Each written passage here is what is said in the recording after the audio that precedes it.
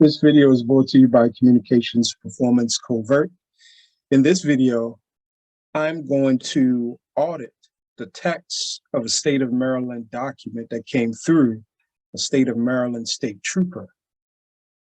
I'm going to show that this document is fraudulently conveyed, doesn't command any performance. It's a negative condition of state document that cannot command a performance, and this entire document is void on its face. Not voidable, but void. I'm going to use some parts of speech as I go through the document. I'm just going to do a basic audit of the text. Don't want to get into the weeds and get too technical. I'm just going to stay surface level. But even doing that, we're going to totally eviscerate this document. Some of the tools, or some of, not tools, but we're going to use a number substitution for some of the parts of speech. If you have a package, you could refer to the syntax key, but I'm going to give you the simple syntax key that I'm going to use on the audit of some of the text of this document. So I'm going to use a number substitution of 0, and this is going to be for a conjunction. I'm going to use the number substitution of 1, and this is going to be for an adverb. I'm going to use the number substitution 2, and this is going to be for a verb. I'm going to use the number substitution 3, and this is going to be for an adjective.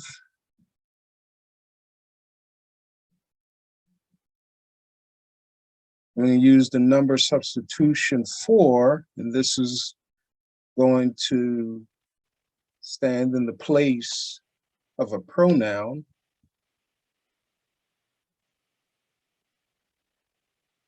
And actually, there's more keys in the syntax key document, but we're going to stay with this because we're going to keep this simple. So let's go ahead and jump right into it. So we're going to start up here.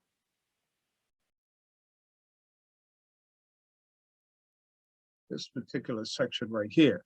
So this particular section is nothing but acronyms, and we're going to try to, we're going to speed it up because we don't want to take too much time in this video. But everything up here are acronyms. And if you don't know what an acronym is uppercase or capital letter. It's an abbreviation that means or represents a word. So each one of these acronyms means or represents a word.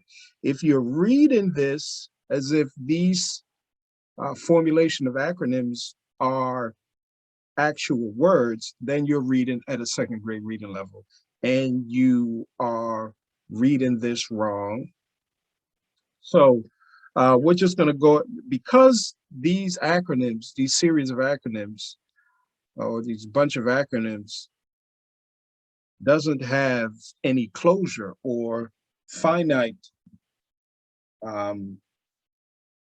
definition. Actually, we don't use the word definition. So we'll say finite closure, because we don't know what these acronyms mean or stand for. We don't know what words these acronym means or represent. So we're going to get rid of these.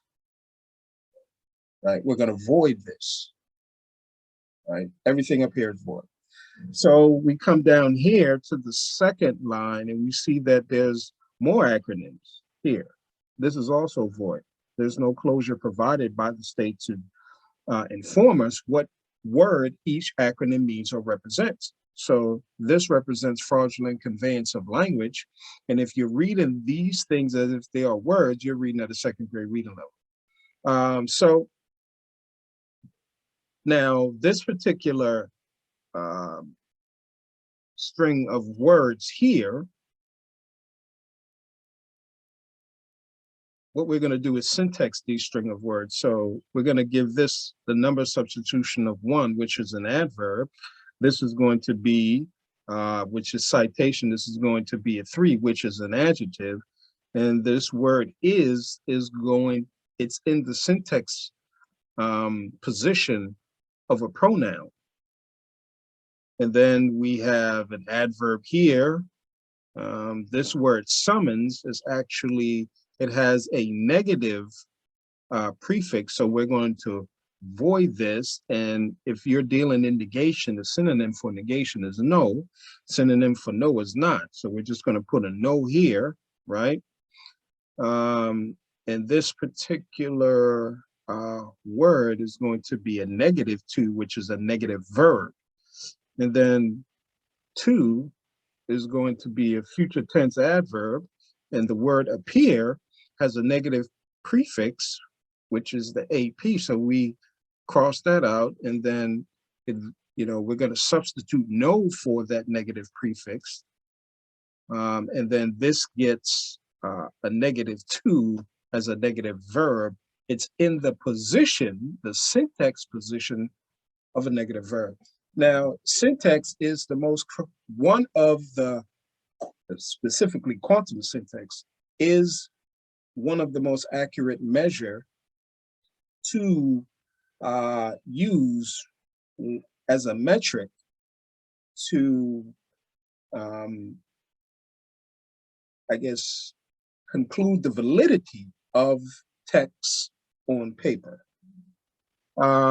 So let's go ahead and take a look at what we've done here, right? So citation would normally, in plain English, it would be a noun, right? Or yes, it would be a noun, but here it's in the syntax location of a verb. There's no such thing as a verb citation, right? And then we come over here and then we see that summons is also in the syntax location of a verb, right? There's no such thing as a summons verb. And then we come over here and we see that the word appear is a negative verb, right? Because it has a negative prefix, and summons also has a negative prefix. So in this formulation here of words, we have a double negative. And according to, you can take a look at this book, it's called Grammar 101, written by Kathleen Sears. Although it's written in adverb verb, in there she explains in adverb verb, in fiction language, she explains that if you have two double negatives in a string of words or a sentence structure, then that text is in a state of denial, opposite or opposition of the volition of the author, right? And the volition of the author could be willful intent to create such a negative state of the text, or they might not, they might be a functional illiterate, and and they formulate the text as such. So this entire thing here is void, right? It's void on multiple levels, have double negatives, and they're using nouns as verbs, right? So they're using nouns as verbs.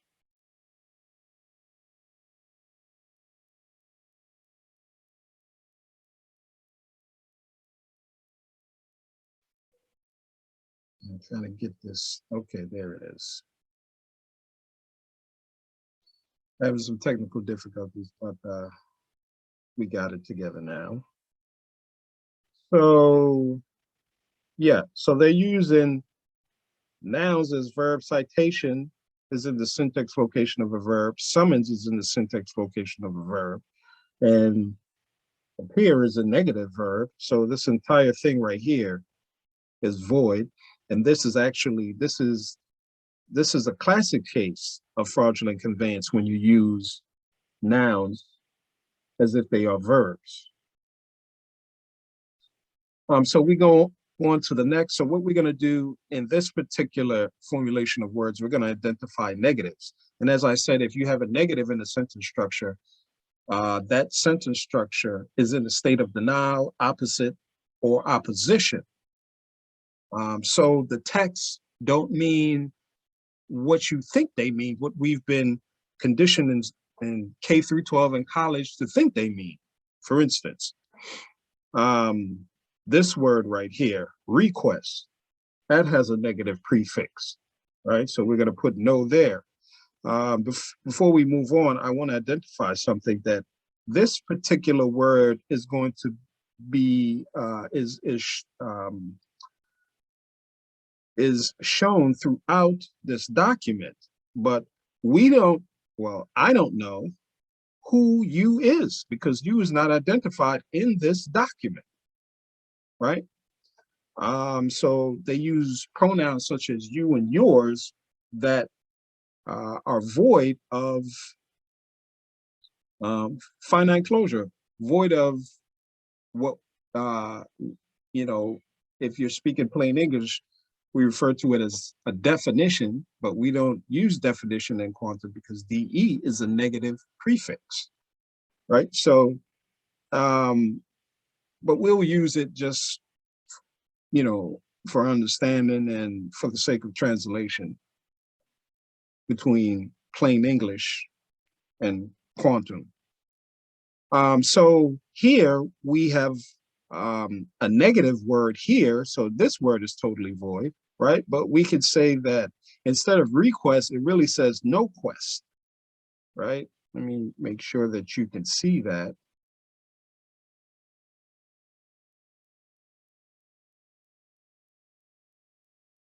So instead of request, it really says no quest, right? Because RE is a negative prefix, and the synonym for negation and negatives are synonyms, and the synonyms for negation is no. So as we move on, we see that this is an adverb. One adverb in the sentence structure destroys your entire sentence structure, right? So we see an adverb there. And this particular word, if we were to syntax this will actually be in the syntax location of a verb. So this entire thing right here is void. So we have a break in the continuance of the evidence here. And when we get to this formulation of words here, we see that herein, right, cannot be a noun because it has an ing suffix. The ing suffix changes the word into an adjective, right? So basically what you have right here is two adjectives, but if we syntax this, this would be an adverb, and then that would be a verb. So as we move on, let me erase that. We see that there's a comma. We see that there's a comma here, right? This comma creates separation, partition, right? So this part of the formulation of words is not connected to this part over here, right? And here again, they're using the word you. And so far, you has not been identified. They're using a pronoun without telling us who the antecedent is, right? So this pronoun is undefined. So this is void for vagueness, just like these these acronyms that don't have any closure is void for vagueness, right? because we don't know what words these acronym means or represent. So the only way that we can have an understanding, well, actually, there's a couple of ways. One, if you're reading these acronyms as if they're words, and if you do that, you're reading at a second grade reading level. The other is if you guess and make presumptions and assumptions. And if you do that, you're basically walking down the path of throwing away your protection or your vanguard of self-incrimination, right? Because if you are basically walking blind down a dark alley and you don't know what these words means, but you are participating in reading these acronyms as if they are words, right? These are not words. But as I continue, so as we look over, as we look over here, this no turned this entire word into a negative word, right? And a negative cannot be performed, right? There's no such thing as a negative performance because there's no such thing as negative energy. So here, actually, this word has two errors. First of all, they start off with a negative prefix, no, and then they end the word with a past tense timeline, which is also no. We don't live in the past, nor do we live in the future. We cannot contract in the past nor in the future. There's no consciousness in the past nor the future. The past or future does not exist, right? So you cannot give a performance in the time tense of the past or the future, right? So as we continue, so this is already void, right? Entire thing is already void. Now, when we get here, we see that this violates the spacing rule of syntax, right? If you have more than one space here between words in a formulation of a sentence or a paragraph, it separates that space basically as a partition, right? So everything up here, right, is separated from what's down here, right? There's no connection between here and here, right? Because this violates the spacing rules. This is about, I don't know how many spaces this is, but it violates the spacing rules of syntax. So when we get here, if we were to syntax this particular word, we would find out that that's in the syntax location of a pronoun. So as we continue, we see that we run into a negative word here. Dis, D-I-S, is a negative prefix. So this word really, instead of district, it really says no trick. And then we have court.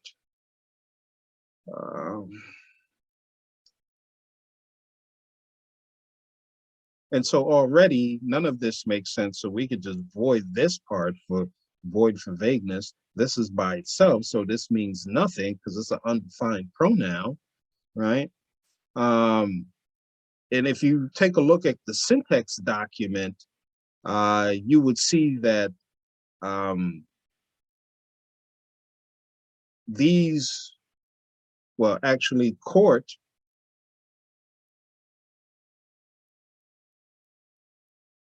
would be an adjective, right? There's no such thing as an adjective court.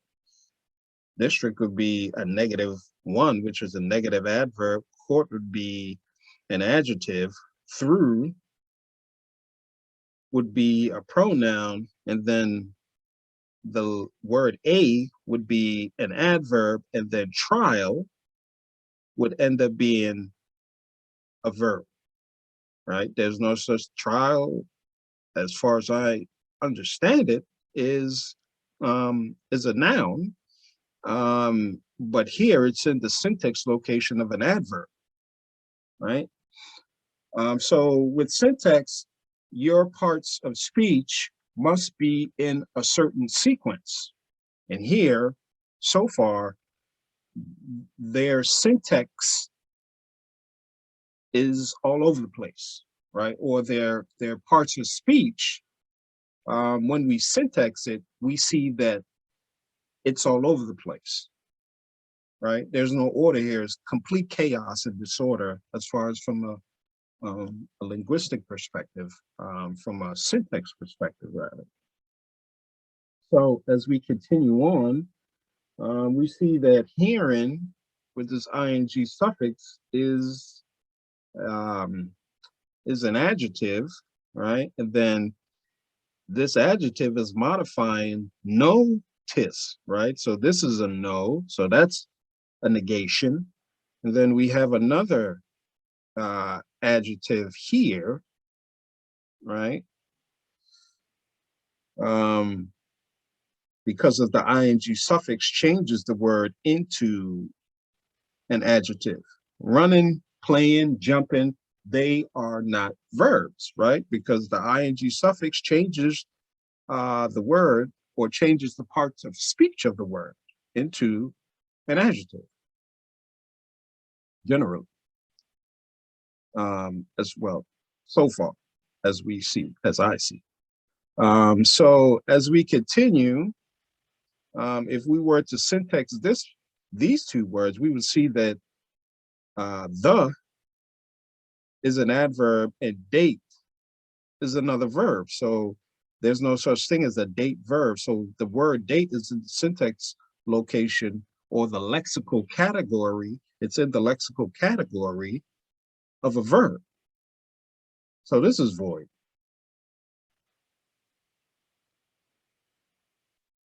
Now here we have another comma, and we have a comma right here. So this word is by itself, because the commas is a separation. They're not a pause, they're separation, they're partition, they create partition. However, there's a proper way to punctuate, where punctuate in quanta, where you don't break the continuance of evidence. So here with these commas, the continuance of evidence is broken, right? So what's on this side is not connected to here, and what's here is not connected to what's over here, right? So here you have another negative with the word up here, right? So when they say, like here, it says you, right? We're still trying to figure out who you is, must up here. So what it really says is you must no peer in no trick court. DI is a negative on this particular word, right? And then it says you must no peer in no trick court as no rected, right? And because of this ed suffix, right, this is the past tense timeline, which let me see if there's any other. Well, this is the past tense timeline that create a negative condition of a state. So this entire thing is void, right? On multiple levels, because it's in the past tense timeline, plus it has three negatives, right? So it's more than just a double negative, it's a triple negative. Let's go back up here, right? So let's erase this so we can see this line. All right, so here we have a negative here, and we have one adverb. Yeah, we have one adverb right here. So this entire thing is void, right? One adverb destroys your entire sentence structure, right? It's a modifier that changes or color, well, it modifies the fact, right? And if you modify a fact, you change that fact into a lie, right? Because you are creating your own interpretation of what that fact is. So here we see the word your again, right? Who are they talking to? Or who is the officer talking to? The state trooper talking to here. Who's you? We have no idea, right? So when we get here, right, here's another your. Who's your? So when we get here, we see that there's a violation, a contravention of syntax spacing rule, right? So this is void, right? And specifically, this line is not connected to this line, right? Because this violates syntax. So if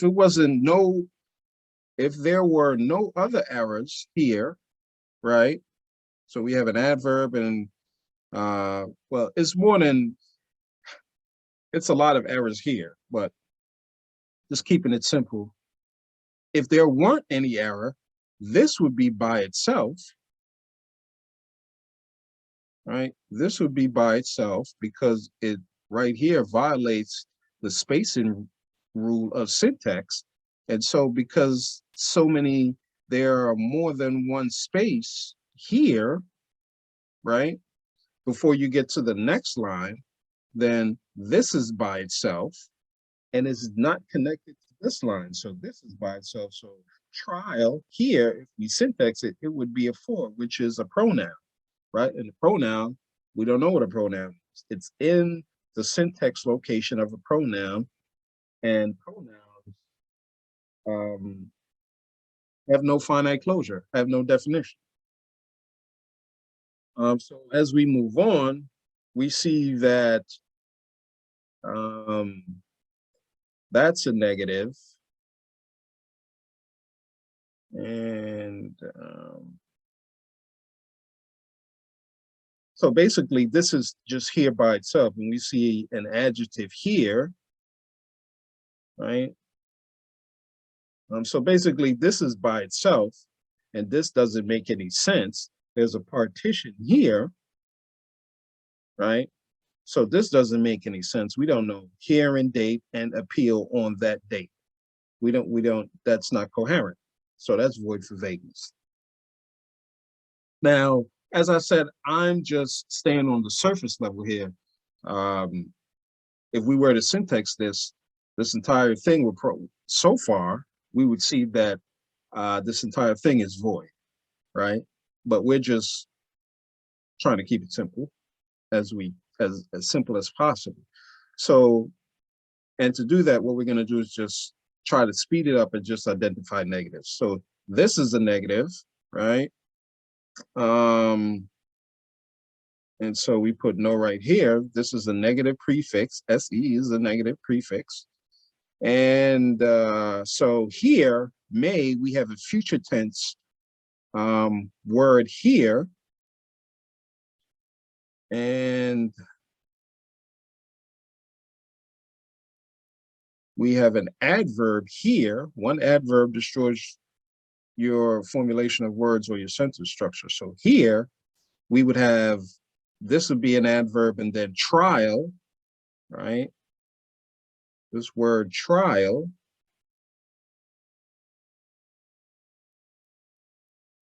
This word trial would be, this would be an adverb and this would be a verb, right?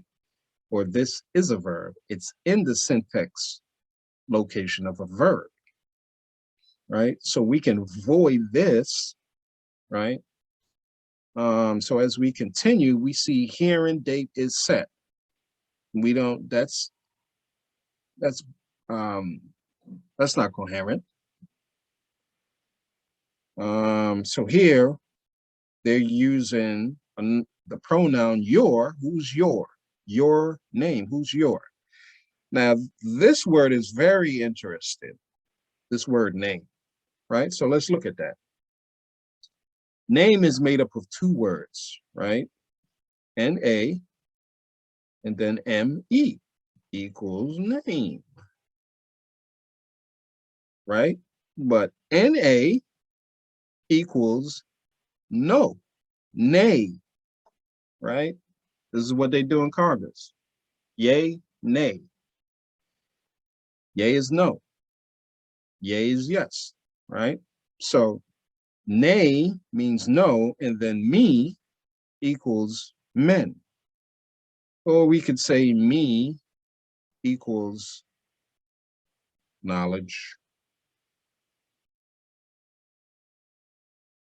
of self,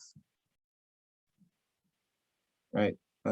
Excuse me for writing this vertically, but we didn't have any space. But that's just to show you. So here we have the word name, and if the etymology of the word name means no men, then it is impossible for a warm blood man or woman to have a name, because this is a negative word. So we must negate that, right? We must void this word because it's saying no me, right? If you just look at it here, right, it's saying no and then me, right? Because name means no. So no me or no men.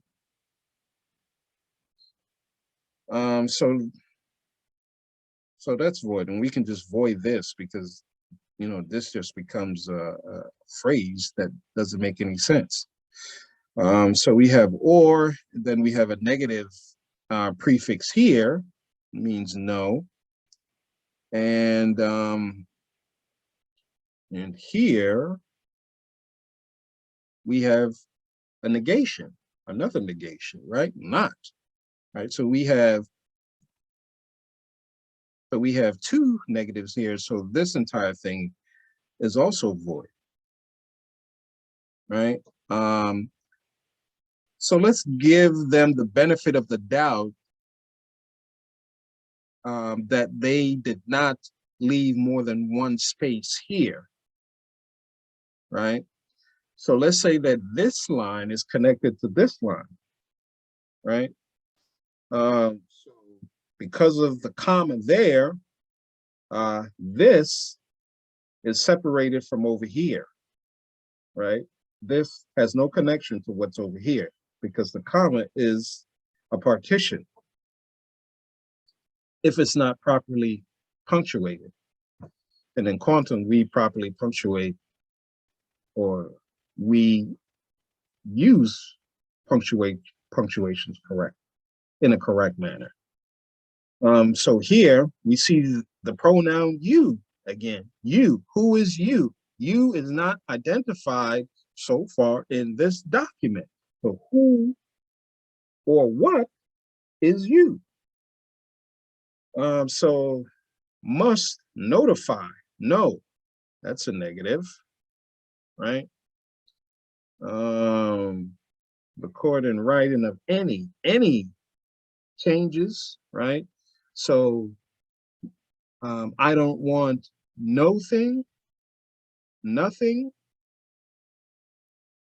I don't want anything, right? Any is a negative, right? So that's getting no. So we have a double negative already. So we're just going to avoid this. Now, Kathleen Sears said if you have a double negative, then, you know, you're basically, the sentence structure is basically in a state of denial, opposite, or opposition. But I say if you have one negative, your sentence structure is in a state of denial or opposition, right? Because there's no such thing as a negative. And if you have one negative in a sentence structure, like for instance, if you had one negative here, right? Let's say that any Let's pretend any is not a negative, right? Let's just pretend. So it would say you must notify, we'll keep that negative, right? We'll keep that as a negative. It says you must notify or notify the court in writing of any changes, right? It says you must know or notify, not, right? So this is basically say, don't do it, right? The court in writing of any changes. What does that mean? You must notify, right, the court in writing of any changes. So it's basically telling you not to perform. And there is no positive performance in the negative condition of state, but we know that that's a negative, so it's a double negative here. So this is void, right? Moving on, we see that office, this prefix, is in a simulation of a negative or a simulated negative prefix. So we void that, we put no here. And then as we move here, we see that now, if you think that that's a word, let me clear this up so you can see that. If you think this is a word, then you're reading at a second grade reading level. And this is in here on purpose for those that read at a second grade reading level, as we were conditioned by the school system, K through 12 and in college. So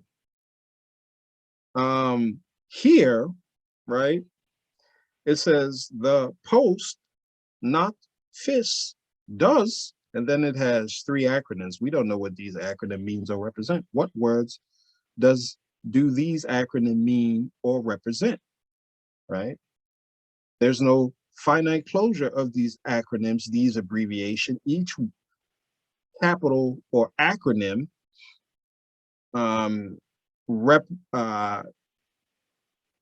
stands for a word, right? And if we don't know and weren't given any closure by the state of Maryland, we have no knowledge of what this is. Just like we have no knowledge of what these acronyms up here is, and these acronyms, right? So basically, if you have an acronym inside a formulation of words or sentence structure, right, just like this is, it creates a partition. So basically, you just have this particular phrase, the post office does, and then there's a partition. We don't know what these three acronyms, what words these three acronyms means or represent, so we have to void this, right? So that's void, right? So when we get here, right? So these words here,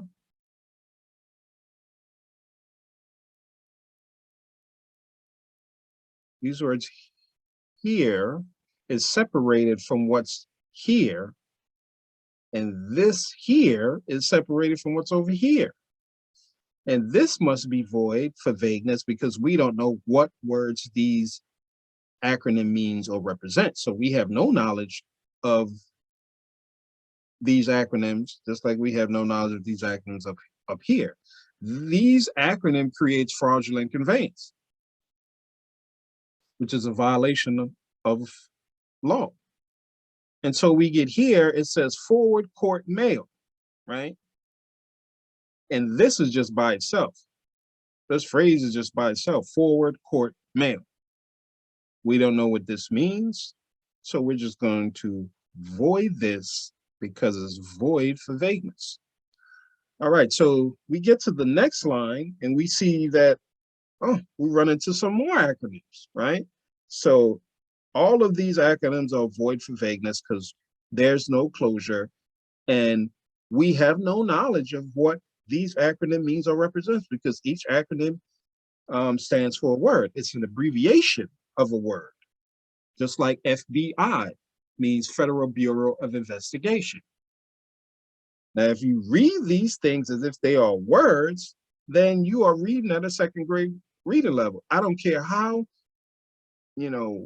enticing and fascinating it is to read acronyms as if they are words. If you read them as if they are words, you are wrong, right? And it's a good chance you're creating fraud and perjury, right? You're creating fraudulent conveyance. So we're going to void this. This is void, right? Now, this is interesting. Here is a quotation mark, and here's another quotation mark. If you have any content inside quotation marks, the content of the quotation mark is it's not considered. It can't be considered, right? It is void of consideration because this is just commentary and it is not a part of the text, the rest of the text on this paper. This is just commentary and it has no authority, right? This is just commentary and holds no authority. So it might as well not even be on the paper. So we just void this entire thing because it means nothing from the perspective of the text. So as we continue on, we move here and we see that you must appear. We already went through that. So this is the negative, right? And that's no. And then we run here and we see another negative. So that's no. So we just, and that's a negative. So we got triple negatives, actually quadruple negatives, and probably more negatives. Right, but we're just going to avoid it. We got enough to avoid it. We got more than enough to avoid it. So let's erase this right here so we can take a look.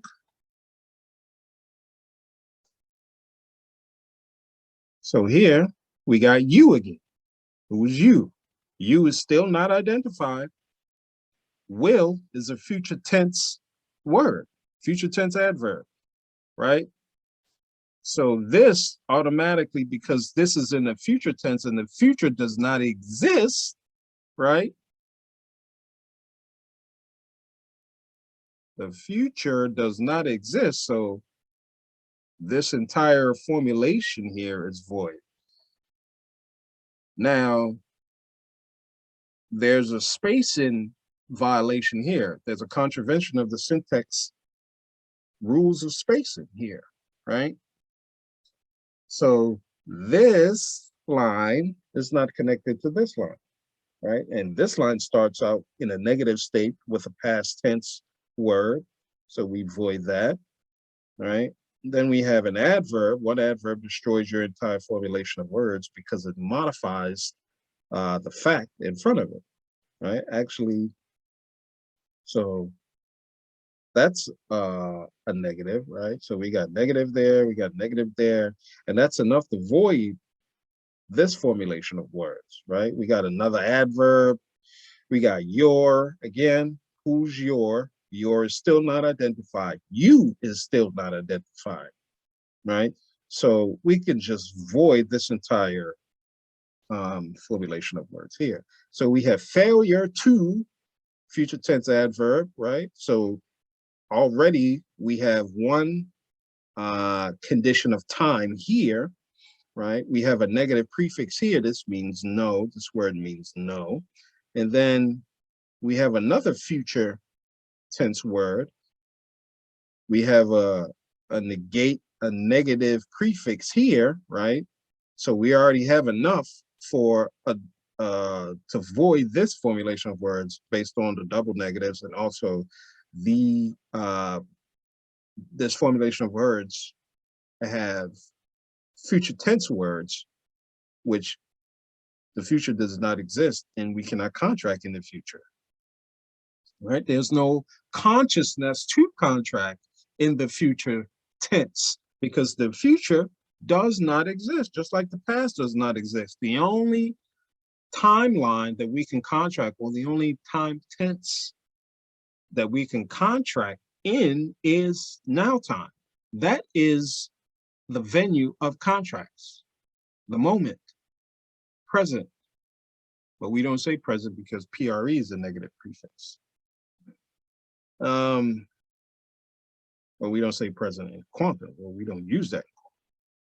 So as we continue on, right, there's more negatives, but we're just going to avoid this because we have met our quota according to Kathleen Sears, right? Although I say if you have one negative, that whole entire sentence structure is void, because a negative does not exist.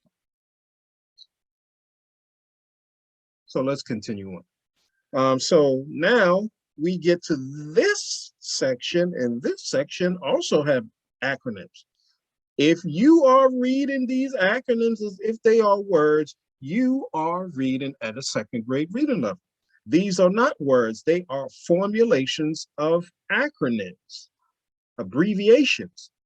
And the one thing about abbreviations that also whoever the author is would put them in jeopardy is that each acronym or each abbreviation, that abbreviation must be a noun. You cannot abbreviate prepositions or articles, right? You can only abbreviate nouns. So 1, 2, 3, 4, 5, 6, 7, 8, 9, 10, 11, 12. So right here you have, based on the fact that these are acronyms, you have 18, I think I counted that correctly, 18 nouns, right? And really we don't use noun in quantum because here you got to know, and then this UN is also equals no, right? So you got to know no, which is a negative. So we don't use noun, we use the word noun, we use the word fact, right? So here, there's no closure provided for these 18 nouns, so we must void this, right? This is void for vagueness.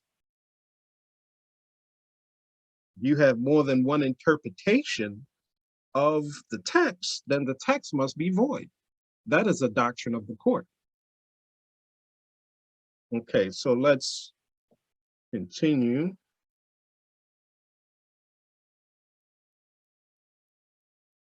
So here, this particular formulation, it says this is interesting. Multiple errors here, right? Well, we're not even going to get into a lot of the errors, but I want you to focus on one particular error. Now, this says this paper charges you with committing a crime.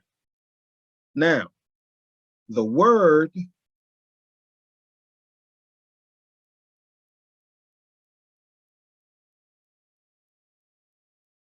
now, this word is paper, right? And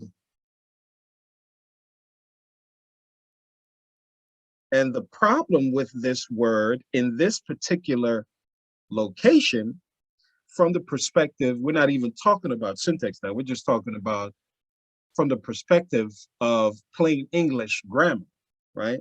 So this particular word is the subject of this formulation of words here. Paper is the subject. And what is it doing? Charges you. Who is you? We still don't know who you is. You is not identified here, right? So it says this paper is the noun in plain English, or the fact, actually would be a fact in quantum, but from the perspective of plain English, paper is the noun. Charges, right, is the verb. You is a pronoun that's undefined with committing a crime, right? They got an adverb there, that's an error.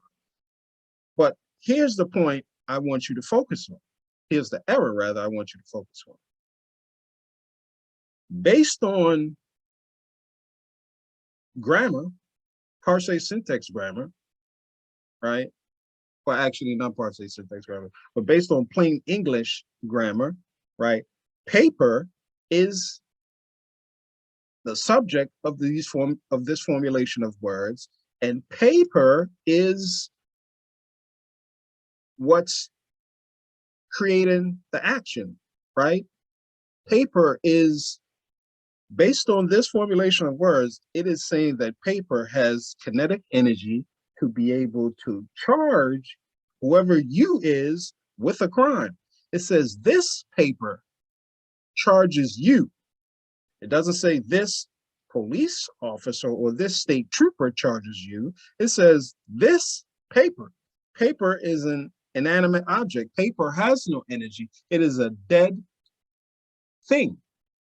So it is impossible, or paper is not capable, or paper is void of the capability of charging you, whoever you is, with a crime, right? Because this formulation of words is saying paper is committing the action, or paper is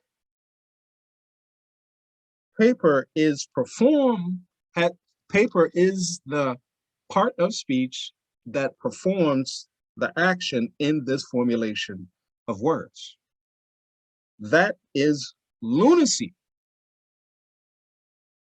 right? Paper cannot, it has no kinetic energy to perform any action. But this is what this particular formulation of words is saying, right? It's saying that paper is performing the action of charging you with a crime. So this entire thing is void. Just based off of this alone will probably be enough to void this entire thing, because here is saying paper, right, is charging you with a crime, right? It's telling you that paper is performing a kinetic energy, paper is given a kinetic performance and charging you, whoever you is, with crime. That cannot happen, not in this material universe. Maybe in fiction and fantasy, a paper can charge someone with a crime, right? Because the paper is the noun, and based off on the formulation of the words, from the perspective of grammar of plain English, paper is committing the act or the action. Can a dead piece of paper commit an action? This dead piece of paper commit an action? Can it move without me actually picking it up and moving it? No. Right? Let's go back to that, because this is one of the craziest things that I've ever encountered.